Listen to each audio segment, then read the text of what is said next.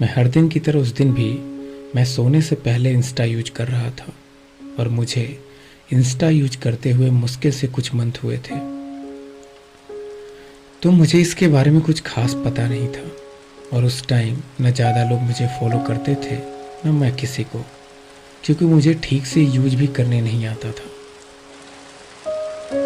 अचानक उस दिन मुझे एक आईडी दिखी और मैं रुक गया। मतलब कुछ ऐसा फील हुआ जैसे कोई रोक रहा है मुझे, जैसे सूरज की किरणें आना चाहती हूँ धरती पर बादल उसे बाहर ही नहीं आने दे रही और मैं उस धरती पर खड़ा हूँ जहाँ से आसमान में बादल ही बादल दिख रहे हैं, पर वो सूरज की किरणें नहीं जो आना चाहती हूँ धरती पर। मतलब वो फीलिंग ऐसी थी कि हम एक दूसरे से मिलना चाहते हैं पर वो बादल रोक रही हैं हमें। वो अब तक हमारे बीच से हटा ही नहीं था, पर अब बादल थे तो बरसात भी होना ही था। उस दिन बहुत सोच के मैंने रिक्वेस्ट भेज दी और उसकी आईडी पर उसके अच्छे खासे फॉलोअर थे। मुझे उम्मीद कम थी एक्सेप्ट होने का। लड़की की आईडी प्राइवेट थी तो बस बायो और प्रोफाइल की पिक्चर के सिवा मैंने कुछ नहीं देखा। अगले सुबह उठा तो एक्सेप्ट हो चुका था मेरा रिक्वेस्ट। तो मैं हर लड़कों की तरह बिना सोचे समझे बिना उम्मीद किए मैंने उसे हाय बोल दिया। रात के 9 बजे उसका हेलो आया रिप्लाई में। फ़ोन मेरे हाथ में था। मैंने तुरंत बोला थैंक यू, मुझे उम्मीद नहीं थी कि आप मुझे एक्सेप्ट कर लेंगी। जवाब था नहीं ऐसी कोई बात नहीं। मैंने पूछा कहाँ से हैं आप? अब आप सोच रहे होंगे कि इसका भी जवाब बहुत जल्दी आ गया होगा। नहीं, उसका हर रिप्लाई बहुत लेट से आता था और ये तो उस रात को नहीं अगले रात को 9 बजे आया। मनाली से हूँ और आप? मैंने कहा कि आपसे काफ़ी दूर हैं हम, बिहार से हैं। उसका रिप्लाई आया अच्छा, और फिर गायब हो गई। ऐसे ही हमारी 2-3 दिन चैटिंग चलती रही, ना हम ज़्यादा जान पाए ना वो ज़्यादा बताई। एक दिन रात को उसका मैसेज आया हेलो।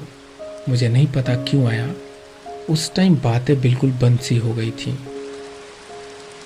मुझे लड़कियों से बात करने का एक्सपीरियंस भी नहीं था और जब मैं उसका मैसेज देखा तो चौंक गया। उस दिन हमारी बातें हुई कुछ देर तक, जब तक कि वो सो नहीं गई, मतलब 10 बजे तक, क्योंकि उसका सुबह कोचिंग हुआ करता था और उसको काफ़ी सुबह जगना होता था। 2-3 दिन और ऐसे ही हमारी बातें चली और अब तक हम एफबी पर भी दोस्त बन गए थे। एक दिन बोली कि चलो वॉइस कॉल पे बात करते हैं। मैं ठहरा फट्टू, मेरी हालत ख़राब हो गई थी।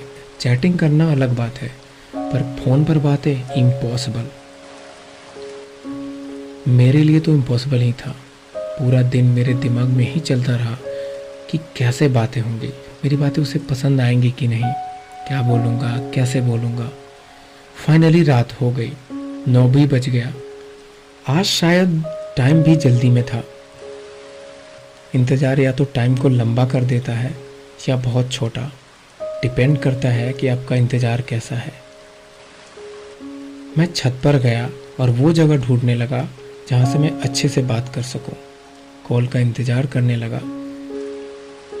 एफबी मैसेंजर पर बात होने वाली थी क्योंकि हमने नंबर एक्सचेंज नहीं किए थे। मैं कभी खड़ा होता, कभी बैठ जाता, कभी हेलो बोलने की प्रैक्टिस करता कि कैसे बोलूँगा, कितना लाउड बोलना है। कभी ज़्यादा लाउड लगता, कभी बहुत स्लो, कभी आवाज़ फंस जाती। मेरे अंदर का डर मेरी आवाज़ पर भी फर्क डाल रहा था। फाइनली कॉल आया और मैंने सुना कम, मैंने बोला और बोलते गया। शायद वो डर ही था जो सुनने की इजाज़त ही नहीं दिया। जो दिल में आया वो बोलते गया। अपना डर भी बता दिया कि सुबह से मेरे अंदर क्या चल रहा है और मैं लड़कियों से बात नहीं कर पाता हूँ। ये सब कुछ।